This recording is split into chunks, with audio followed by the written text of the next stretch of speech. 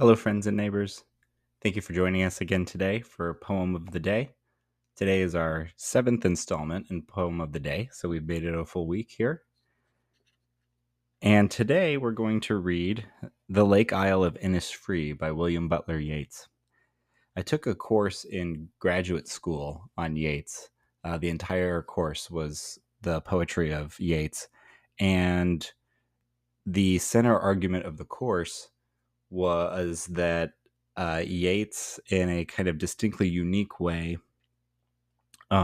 moved Irish poetry out of a mode that was more copying the Victorian styles and concerns of English poetry from the language that the Irish that had been forced upon the Irish, namely English, and used that language in order to create new unique forms through modernism that also explored non-traditional concepts and ideas.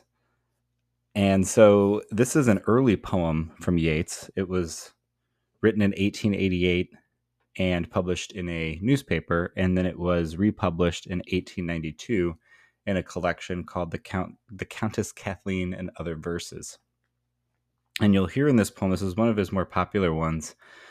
I was doing some reading and I read that it's recited a lot, like by Boy Scouts or for Boy Scouts on like occasions of their graduation or occasions of them kind of achieving more a higher rank.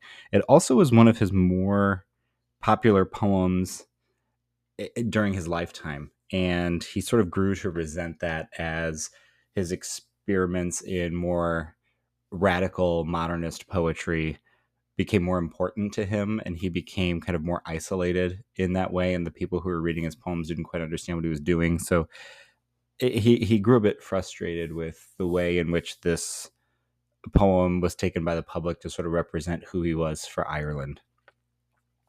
So this is The Lake Isle of Innisfree by William Butler Yeats. I will arise and go now, and go to Innisfree, and a small cabin build there, of clay and wattles made. 9 bean rows will I have there, a hive for the honey bee, and live alone in the bee-loud glade. And I shall have some peace there, for peace comes dropping slow, dropping from the vales of the morning to where the cricket sings.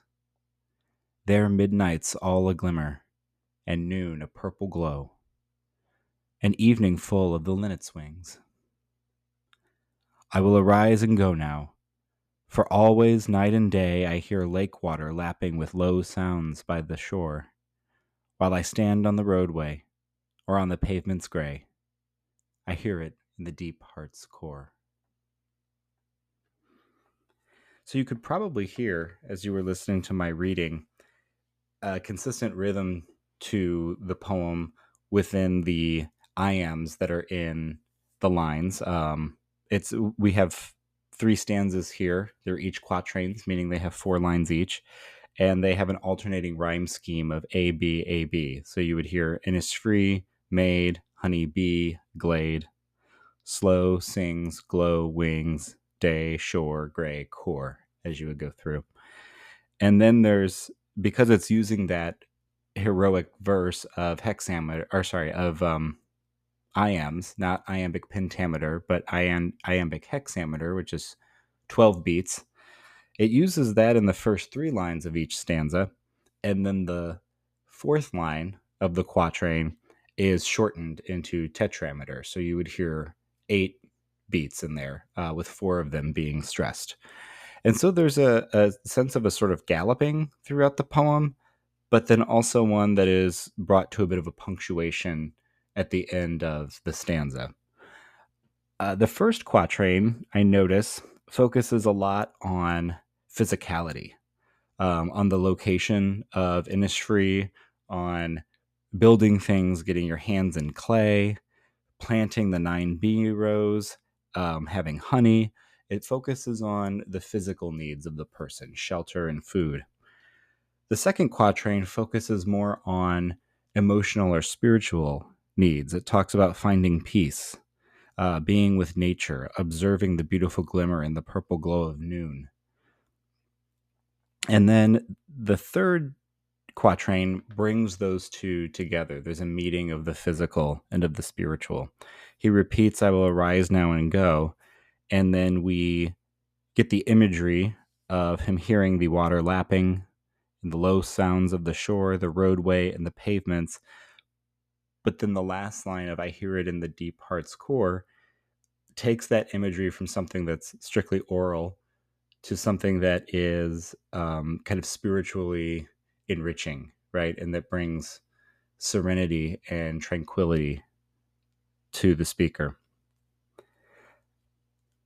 I think that this poem, it comes out of a reverie. And one of the reasons why it struck me today, even though I've read it multiple times throughout my life, is I'm also reading Proust at the moment. And if you know anything about Proust, you know probably that the novel is structured around and filled with these moments of involuntary memory where something will happen within the narrative to the narrator, and then the narrator embarks on this kind of long digression, immediately spirited away by the sensory experience of the present into something in the past that has often quite a duration to it that we're never quite sure where it's going or what it's serving, but it's supposed to mimic the experience that we have of our own memories, where just a smell or a sound can trigger something from the past,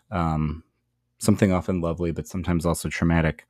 And I think that that's what's at work here in the Lake Isle of Innisfree, is that I will arise and go now is the immediate response to being struck by some sort of sensory stimulus that makes the speaker want to return to a place of his past that represented a certain freedom as he saw it.